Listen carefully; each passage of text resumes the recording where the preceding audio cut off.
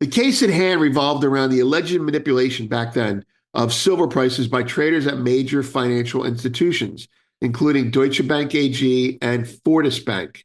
Until 2014, silver prices were determined through the London Fix, the silver fix, a system where a handful of traders would set global reference prices via daily calls.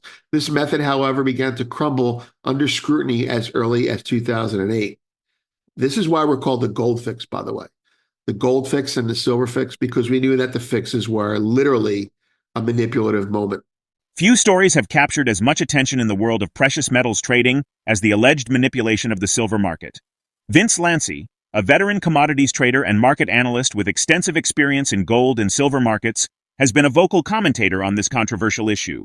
According to Lanci, court filings have revealed a troubling pattern of collusion among traders at major financial institutions, including HSBC, Scotiabank, and Deutsche Bank AG.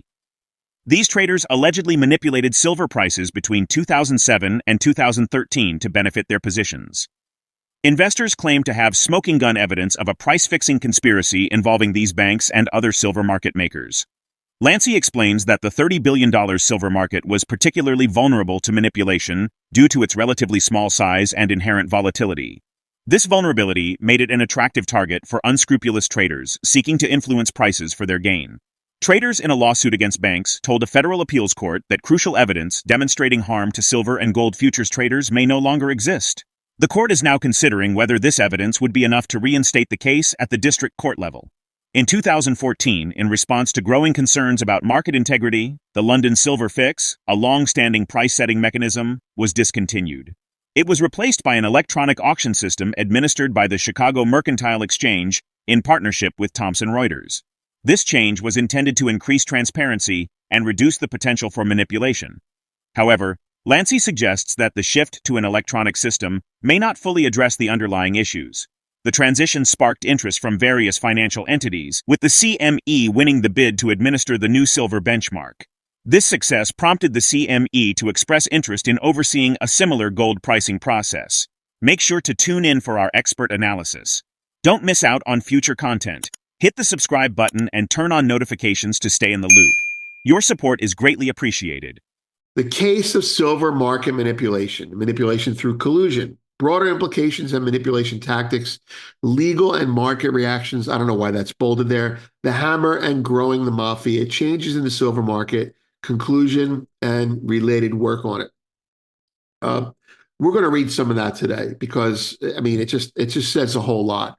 The problem hasn't been stopped. So under the case of silver market manipulation, while you're looking at that, the case at hand revolved around the alleged manipulation back then of silver prices by traders at major financial institutions, including Deutsche Bank AG and Fortis Bank. Until 2014, silver prices were determined through the London Fix, the silver fix, a system where a handful of traders would set global reference prices via daily calls. This method, however, began to crumble under scrutiny as early as 2008. This is why we're called the gold fix, by the way. The gold fix and the silver fix, because we knew that the fixes were literally a manipulative moment. Manipulation through collusion.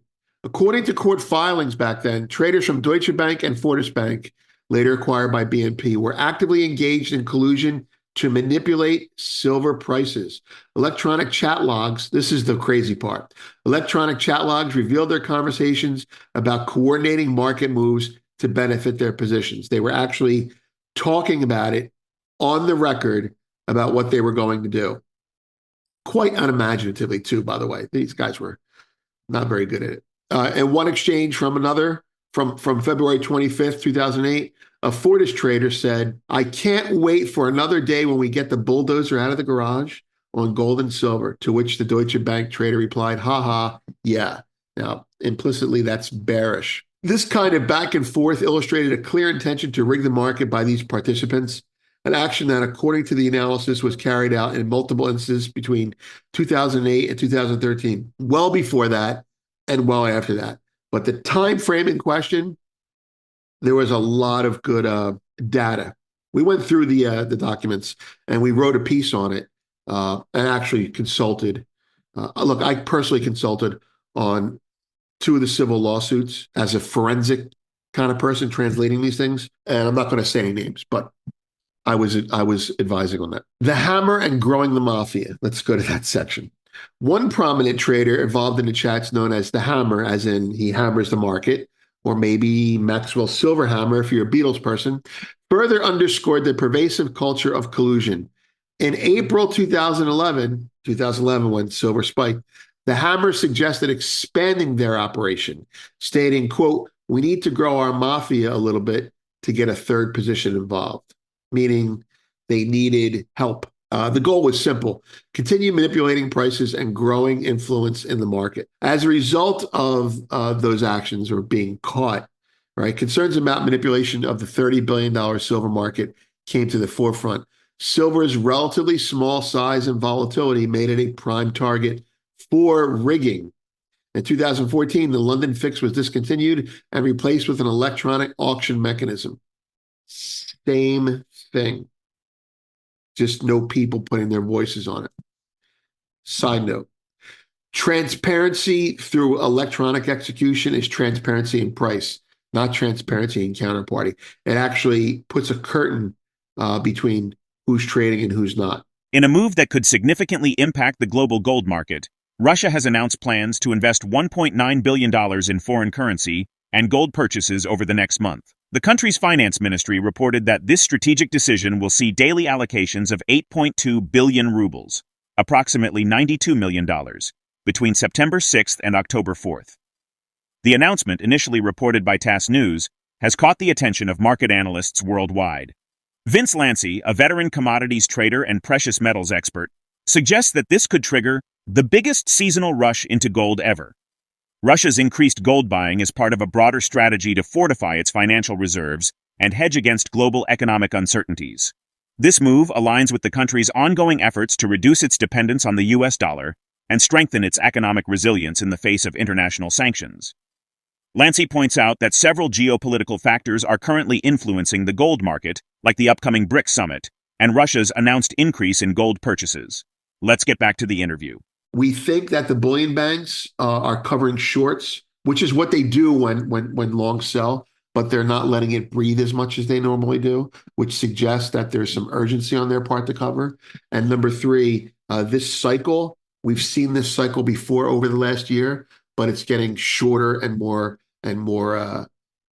shorter in duration and more tight in range, implying that if we can survive the next month or so here, it could really spike. You know, you have the BRICS coming up, right? You have Russia saying they're going to be buying more gold, and you've got an election coming up. I think the world you got to be crazy to be short gold right now. All right, so moving on. Data on deck, big data week.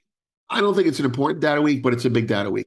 NFIB, that's the small businessmen's sentiment. Actually, very important for the economy. Okay, small businesses still lead this economy. All right, CPI, inflation, they expect to see it continue to creep lower. PPI is probably more important this month. So last night opens. Here's midnight. This is Eastern time. I'm showing you midnight, right? And the dollar starts to strengthen. The dollar's firm, but it starts to definitively break out of a little bit of your technician, a little bit of a range here. And it looks like midnight, Monday, midnight American time, Monday, midnight to 1, it starts to move, right? Now, while I'm doing this, look at what gold does. Gold's on the right. Gold down ticks a little bit and then down ticks pretty big. That's huge. Somebody watching dollar gold correlation says, oh shit, and they sell their gold. And then it stops, and then it starts to ratchet higher while the dollar is ratcheting higher. So someone said impulsively, the dollar's stronger, sell gold. And that person was wrong. And they were wrong because the reason the dollar is higher is because someone else's currency is lower. This all this complicated like stuff I'm telling you, they want the gold. They don't want the dollar versus the gold. They want the gold. This is about physical gold. Now let's see what why would the dollar be up, gold be up, silver be up, stocks be up, and the 10-year yield be up at the same time? Why would that happen? Because all correlations are going to shit, folks. And they're all going to shit because there's a new player in the market, and weakening. The yen is weaker, the dollar is stronger, and gold is sold because the dollar is stronger, right? And then gold is bought, and every other commodity is bought. I got to think about this, but it might be related to the fact that the yen, it's not crazy, it's not unheard of, but Japan may have done something that's going to encourage inflation, and maybe China's going to follow suit. However, here, let's put up gold for you on that so you can see the move. Japan is a tricky country when it comes to gold. People think, oh, the yen is weaker, the dollar is stronger, therefore I should sell gold, and that will work sometimes. But sometimes when the yen weakens, it's the whole Asian region, when the yen weakens, is rolling out of yen and into gold. So, Japan's, it goes from, what's the old expression that Mises said, people stop worrying. When people worry about the return on their money, they do dollar gold correlations, right? When people start worrying about the return of their money, they do gold correlations, right? They start worrying about default. As these events unfold, the gold market appears poised for a potentially volatile period. Investors and analysts alike will be closely monitoring how this Russian-led surge in demand impacts global gold prices and shapes the broader narrative around the role of gold in the international monetary system. Share your perspective in the comment section. If the video resonates with you, join our community by subscribing to our channel and enabling notifications with the bell icon. Thank you for being a part of our community.